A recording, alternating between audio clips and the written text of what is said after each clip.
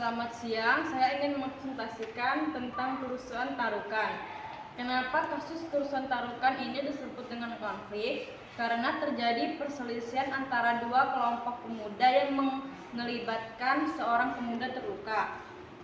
Siapa yang berkonflik pada kejadian kerusuhan Tarukan ini? Kerusuhan Tarukan terjadi antar dua kelompok, yaitu suku Tidung dan suku Bugis. Faktor yang menyebabkan konflik yaitu pada tanggal 26 September 2010 terjadi perselisihan antara dua kelompok pemuda di kawasan perumahan Juwata Perma yang mengakibatkan seorang pemuda terluka di telapak tangan. Pada tanggal 27 September sekitar pukul 00.30 WITA, orang tua pemuda tersebut beserta 6 orang yang merupakan keluarga dari suku Tidung berusaha mencari para pelaku pengeroyokan dengan membawa senjata tajam berupa mandau, parang, dan tombak.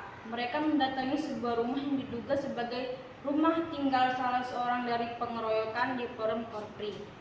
Teori yang cocok untuk kerusuhan Tarukan ini yaitu kerusuhan ini disebabkan adanya kesalahpahaman antara dua kelompok yang bisa dibilang termasuk kelompok kesalahpahaman. Jenis konfliknya, kerusuhan Tarukan ini termasuk ke dalam jenis konflik antar individu dan kelompok.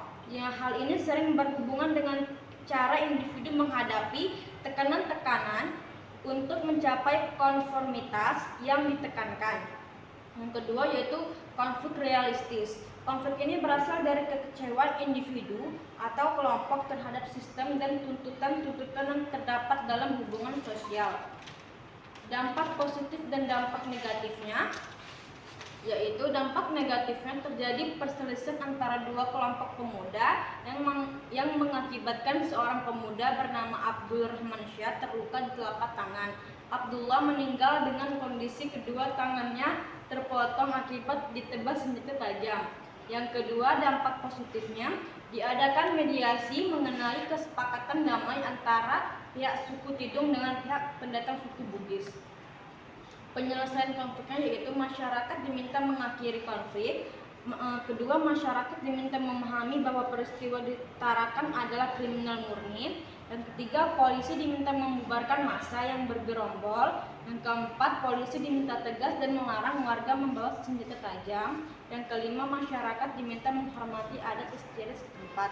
Yang keenam, para warga yang sempat mengungsi diminta kembali untuk beraktivitas normal. Yang ketujuh, polisi diminta memproses secara hukum para pelaku yang diduga terlibat. Yang kedelapan, masyarakat diminta tidak mudah terprovokasi. Yang kesembilan, kedua kelompok masyarakat akan menggelar halal bihalal yang difasilitasi pemerintahan daerah. Yang kesepuluh, kesepakatan ini agar segera disosialisasi kepada seluruh warga. Intinya adalah bahwa kedua belah pihak sepakat untuk menghentikan aksi dan sepakat untuk berdamai. Apakah termasuk konflik? Kerusuhan ini termasuk kekerasan karena terdapat korban adanya pengeroyokan. Kejadian ini termasuk ke dalam kekerasan langsung karena menyebabkan ketakutan, melukai hingga mengakibatkan kematian. Teori kekerasannya yaitu konflik kerusuhan Tarukan merupakan teori kekerasan kolektif di mana kekerasan yang dilakukan secara bersama-sama yang menyebabkan pihak lain terluka hingga meninggal. Sekian presentasi dari saya, selamat siang.